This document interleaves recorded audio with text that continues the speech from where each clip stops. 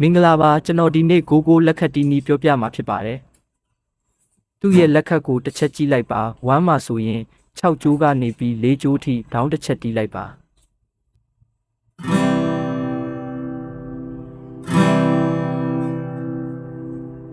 2မှာဆိုရင်ဒေါင်းနှစ်ချက်တီးရပါမယ်အောက်ပိုင်းကိုဦးစားပေးပြီးတီးရမယ်ဒေါင်းရဲ့အပေါ်ပိုင်းကိုဦးစားပေးပြီးတီးရမယ်ဒေါင်းရဲ့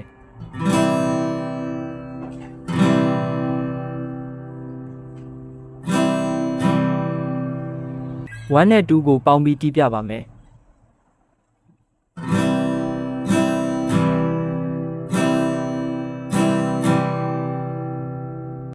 တရီးမှာဆိုရင်ဒေါင်းအပ်ဆိုပြီးတီးရပါမယ်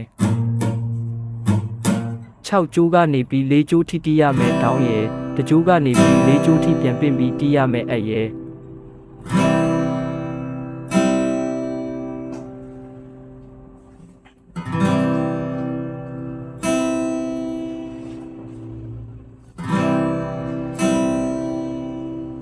1 2 3ကိုပေါင်းပြီးတီးပြပါမယ်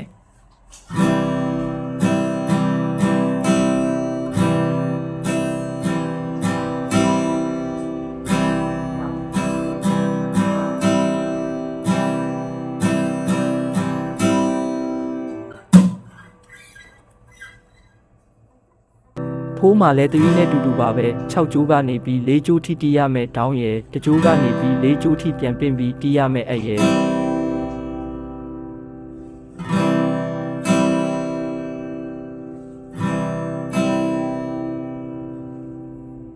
1 2 3ဖို့ကိုပေါင်းပြီးတီးပြပါမယ်